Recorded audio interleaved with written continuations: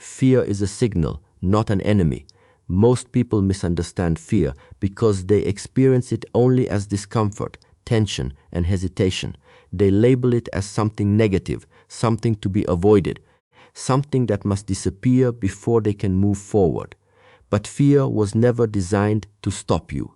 It was designed to communicate with you. Fear appears when something matters.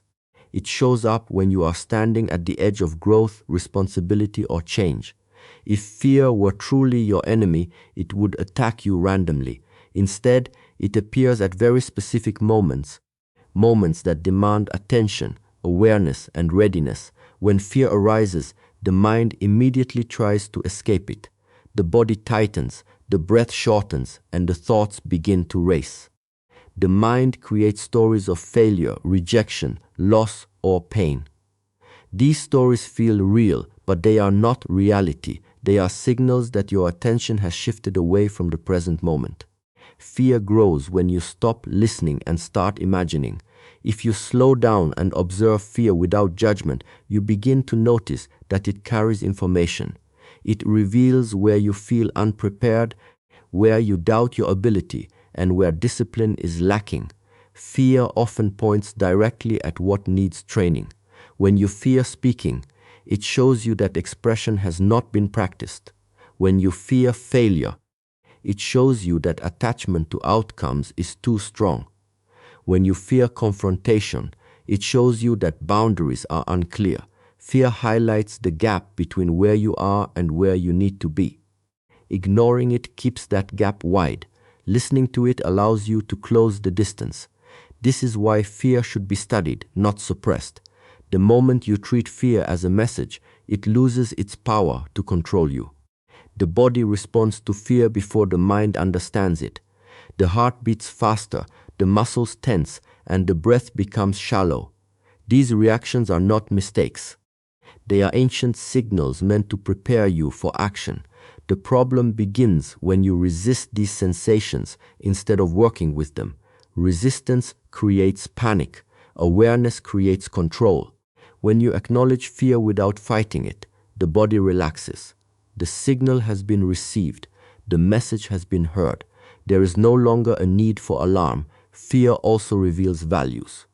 You do not fear what you do not care about. You fear losing what you value, failing at what matters to you, or being judged in areas tied to your identity. This means fear is connected to meaning. It shows you where your life has direction. Without fear, there would be no challenge, and without challenge, there would be no growth. Fear is not a wall in your path. It is a signpost indicating that you are moving towards something significant. Many people wait for fear to disappear before taking action. This is a misunderstanding of how the mind works. Fear does not vanish through waiting. It transforms through movement. Action clarifies uncertainty. Action grounds the mind in reality. When you move forward while fear is present, fear changes its role. It no longer blocks you. It sharpens your focus. It demands precision, discipline, and presence. In this way, fear becomes a tool rather than an obstacle. Avoidance teaches the mind that fear is dangerous.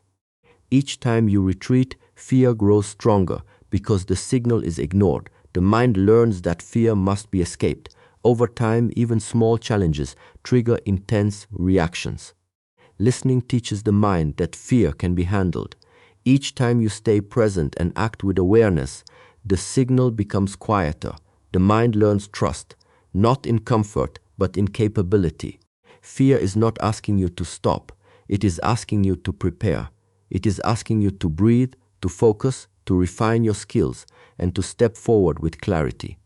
When you treat fear as an enemy, you fight yourself. When you treat it as a signal, you align with reality.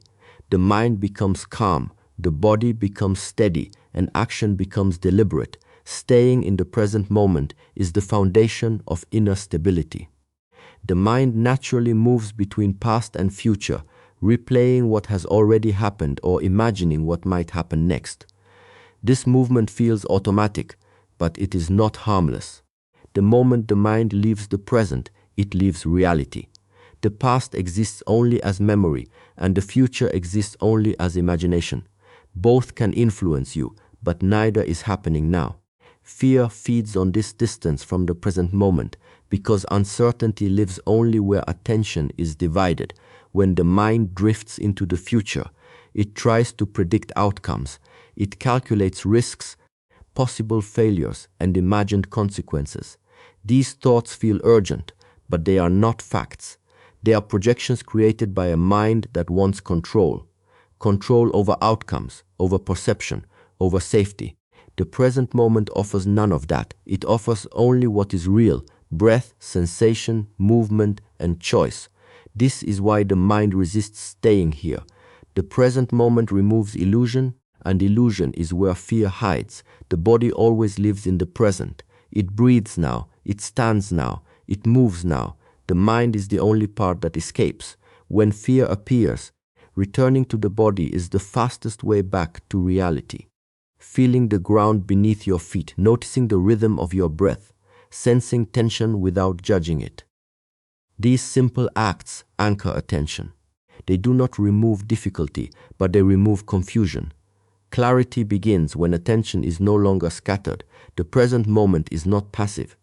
It is not empty, it is precise. In the present, you can only do one thing at a time, one breath, one step, one decision. Fear grows when the mind tries to handle everything at once. When you reduce your focus to what is immediately in front of you, fear loses complexity. It becomes manageable. The task is no longer overwhelming because the mind is no longer carrying unnecessary weight. Many people believe that staying present means ignoring the future. This is not true. Planning has its place, but planning should be intentional and limited. Once planning is complete, attention must return to execution. Living in constant anticipation creates tension without progress. The present moment is where effort becomes effective. Skill is built here. Discipline is practiced here. Awareness is sharpened here. Staying present also reveals emotional patterns. When you slow down and observe, you begin to notice how quickly the mind reacts, how a single thought can trigger anxiety, how a memory can change posture and breath. These observations are not meant to judge yourself. They are meant to educate you. Awareness creates distance between stimulus and reaction. In that distance, choice appears. Without presence, reactions are automatic. With presence, responses become deliberate. Fear cannot exist fully in the present moment because the present demands engagement. When you are fully engaged in what you are doing, the mind does not have space to create unnecessary narratives. This does not mean fear disappears instantly. It means fear no longer dominates. It becomes background noise rather than the main voice. The more often you return to the present, the weaker fear's influence becomes. Staying present requires training. The mind will wander again and again. This is not failure. This is the practice. Each return strengthens attention. Each moment of awareness builds stability. Over time, presence becomes familiar. Calm becomes accessible even in challenging situations. You begin to trust your ability to handle what is in front of you, rather than worrying about what might come next. The present moment teaches self-reliance. It shows you that you do not need certainty to act. You only need awareness. When attention is grounded, action becomes clear. The body moves with intention. The mind follows instead of leads. Fear no longer pulls you away from what matters. Attention stays here, where life is actually happening. Controlling the breath is the most direct way to influence the mind. Breath is the bridge between what you can control and what usually feels automatic. Thoughts come and go without permission. Emotions rise and fall on their own. But breath is also available. The moment fear appears, breathing changes. It becomes shallow, fast, and irregular. This change happens before conscious thought, which is why fear feels sudden and overwhelming. If you do nothing, the breath leads the mind deeper into tension. If you intervene, the breath becomes the anchor that brings the mind back into order. When breathing is shallow, The body believes it is in danger. Muscles tighten, awareness narrows, and perception becomes distorted. The mind begins to search for threats, even when none are present. This is not weakness, it is biology. The body is responding to a signal. The problem is not the response itself, but the lack of regulation. Most people try to calm the mind with logic while ignoring the body. This rarely works. The mind listens to the body more than words. Change the breath, and the mind receives a new message. Slow, deep breathing activates steadiness. It lengthens the exhale, lowers the heart rate, and softens tension. The body begins to feel grounded. This physical shift tells the mind that there is time, that the situation is manageable. Thoughts slow down naturally. You do not need to force calm. Calm arises as a result of balance in the body. This is why breath control has been practiced for centuries. It is simple, but it is not easy. It requires awareness and consistency. Breath also trains attention. When you focus on inhaling and exhaling, the mind has less room to wander. Fear relies on distraction. It grows when attention jumps between imagined futures and remembered failures. The breath brings attention back to a single rhythm. In this rhythm, the mind settles, not because fear has disappeared, but because attention has become stable. Stability reduces reactivity. Reactivity is what turns fear into panic. In moments of pressure, the breath becomes short because the mind wants to rush. It wants immediate relief. Slowing the breath feels unnatural at first because it goes against the urge to escape. This is where training matters. Practicing breath control in calm moments prepares you for difficult ones. When fear appears, the body remembers what to do. The breath slows without force. Control feels natural rather than forced. Breath also influences posture and presence. When breathing is deep, the chest opens, the spine aligns, and the body feels balanced. This posture changes how you experience the moment. Confidence is not only a mental state, it is a physical one. A steady breath supports a steady stance. A steady stance supports a steady mind. These elements reinforce each other continuously. Many people underestimate the power of breath because it seems too simple. They search for complex techniques, advanced strategies, and mental tricks. But the breath is always with you. It does not require tools, permission, or conditions. It can be practiced anywhere, in silence or chaos, in stillness or movement. This makes it reliable. Fear loses influence when it meets something reliable. Controlling the breath is not about suppression. You are not trying to push fear away. You are allowing the body to process the signal without escalation. Breath creates space between sensation and reaction. In this space, awareness expands. You can observe fear instead of becoming it. Observation weakens identification. When you no longer identify with fear, it cannot command you. Over time, breath control becomes instinctive. The body learns to respond with calm rather than tension. The mind learns to follow the rhythm instead of racing ahead. Fear may still arise, but it no longer dictates behavior. Breath becomes a quiet discipline, guiding attention back to balance, grounding action in clarity, and maintaining stability even when pressure is present. Focusing on actions instead of outcomes changes how the mind relates to effort and pressure. The mind naturally wants results. It wants proof, validation, success, and certainty. When attention is fixed on outcomes, every action becomes loaded with expectation. Fear increases because the mind is constantly measuring progress against imagined results. This creates tension before anything has even happened. The body tightens, the breath shortens, and the tension fragments. Action becomes heavy because it is no longer just action. It becomes a test of worth, ability, and identity. Outcomes exist in the future. They are influenced by many factors beyond control. When the mind becomes attached to them, it carries weight it cannot manage. Action, on the other hand, exists in the present. It is concrete, it is manageable. You can take one step, perform one movement, make one decision. Shifting attention to action brings the mind back to what is real. It replaces speculation with execution. Fear loses strength because there is no longer space for endless prediction. When you focus on outcomes, mistakes feel dangerous. Every error is interpreted as failure. This discourages learning and invites hesitation.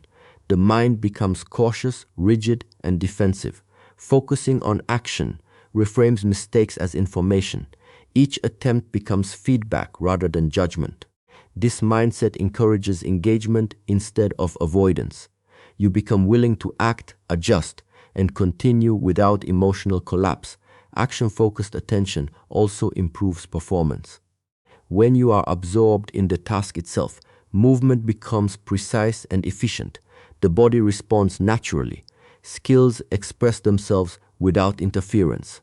Thinking about results pulls attention away from the process that actually creates those results.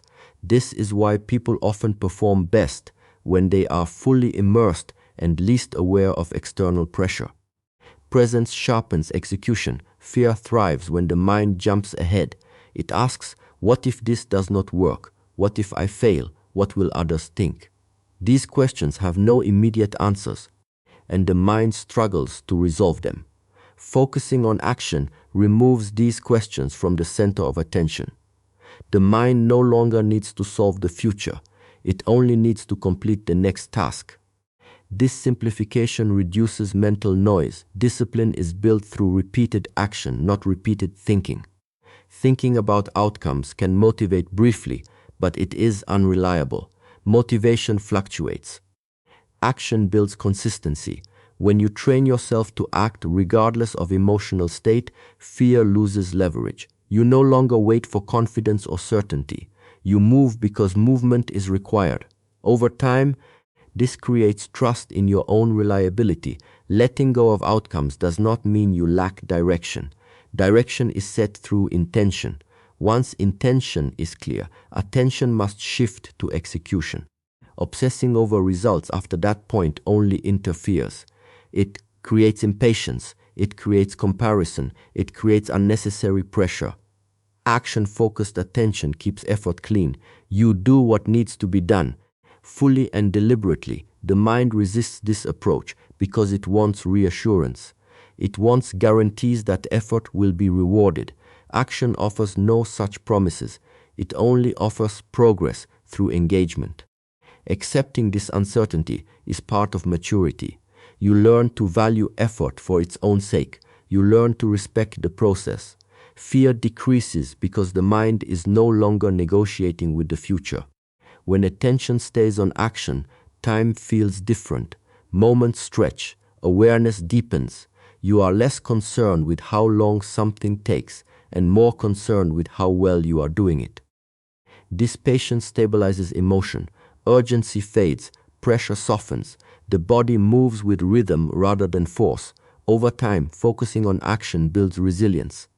You become less dependent on outcomes to feel stable. Success does not inflate you. Failure does not crush you. Both become temporary results of continuous effort.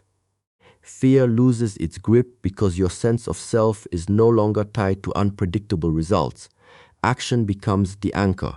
Attention remains grounded in what you can control. Effort becomes steady.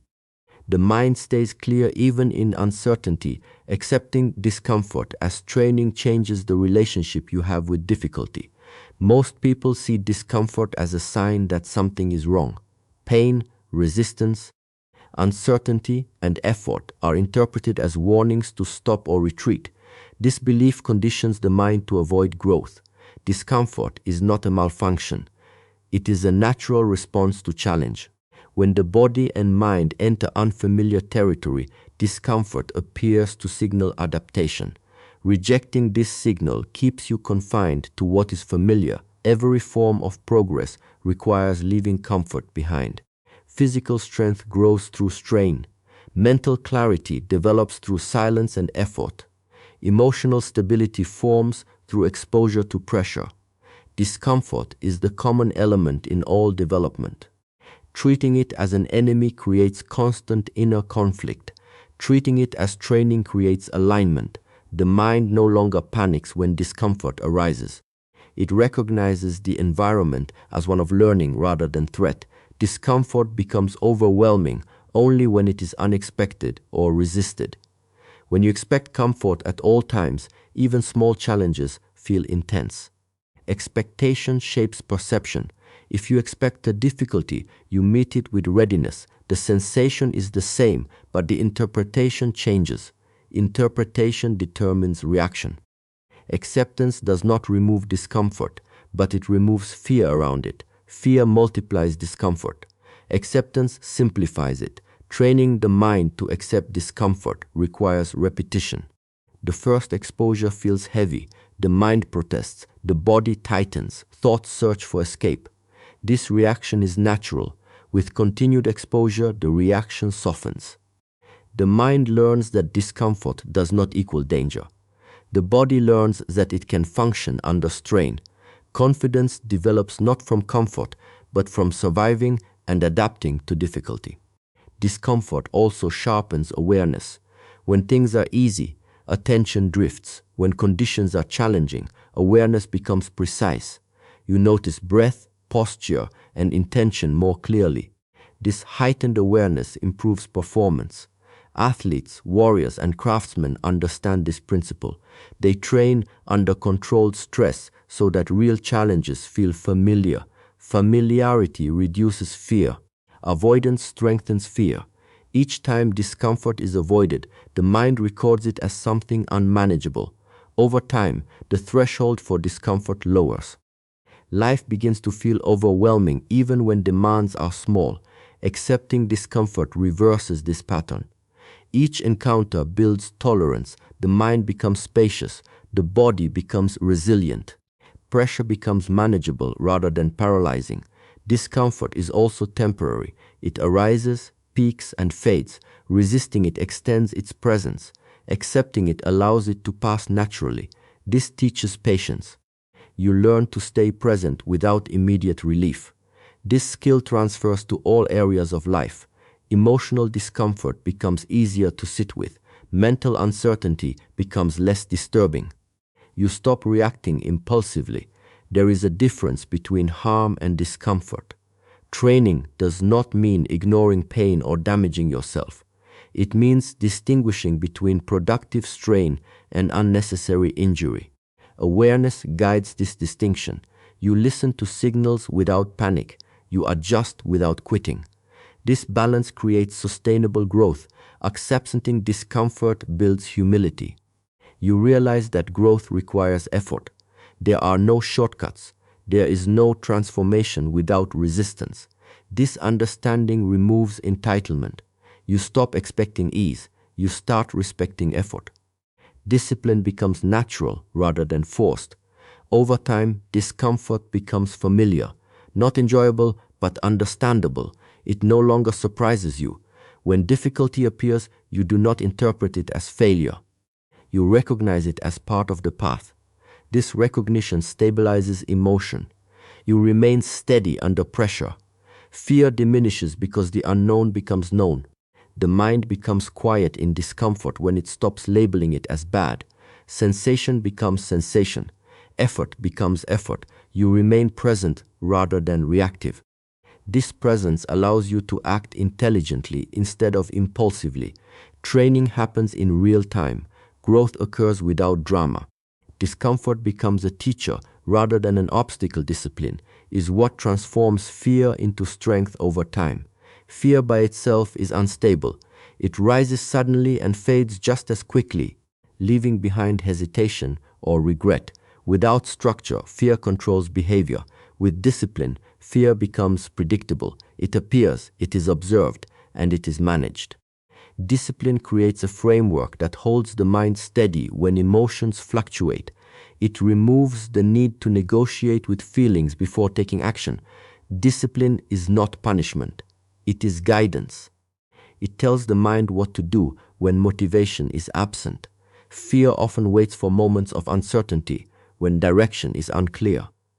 Discipline removes uncertainty by creating routine.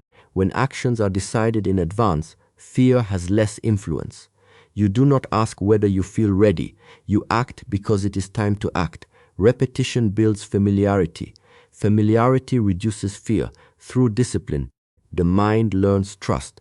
Not trust in outcomes, but trust in process. When you show up consistently, even when uncomfortable, the mind begins to understand that action is possible without emotional permission. Fear loses authority because it no longer determines behavior.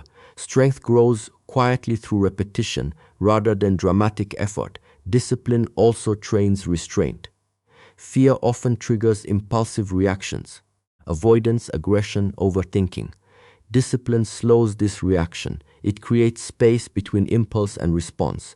In that space, awareness emerges. Awareness allows choice. Choice is power. Fear loses control when it cannot force immediate reaction. Consistency is the true measure of discipline. Occasional effort does not change identity. Daily practice does. Each disciplined action reinforces a self-image of reliability. You begin to see yourself as someone who follows through. This identity shift is important. Fear weakens when self-trust strengthens. You are no longer afraid of your own response to challenge. Discipline simplifies decision-making. When habits are established, fewer choices are required. Fewer choices mean less mental fatigue. Fear thrives in indecision.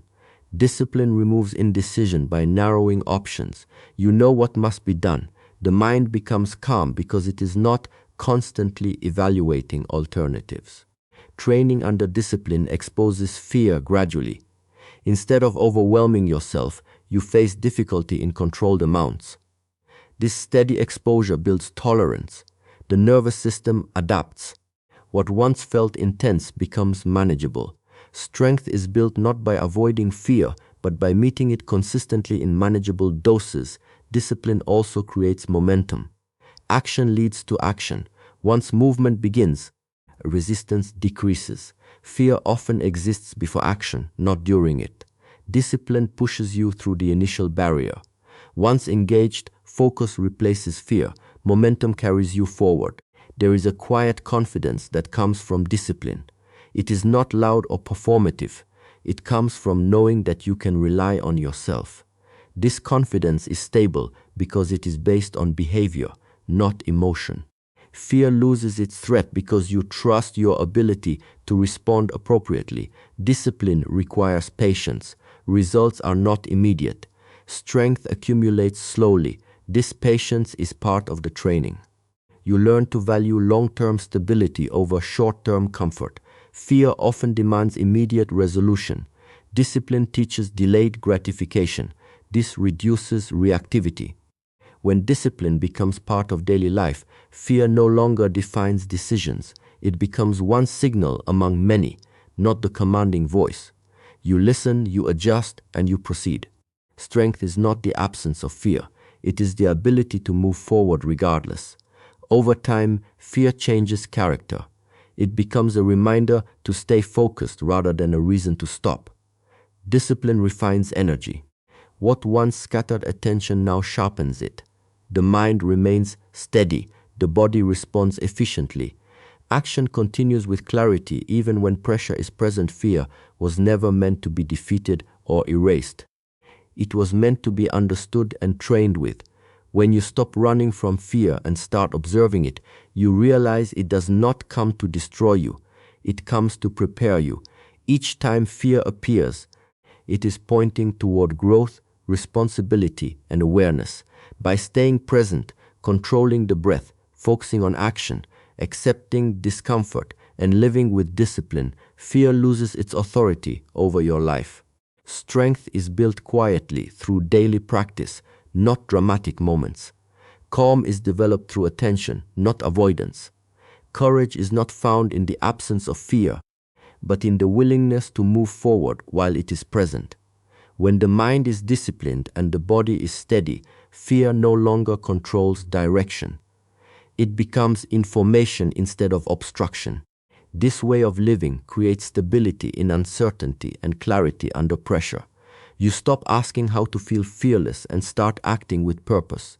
Over time, confidence grows from self-trust, not reassurance. Fear may still walk beside you, but it no longer leads. You lead with awareness, control, and quiet strength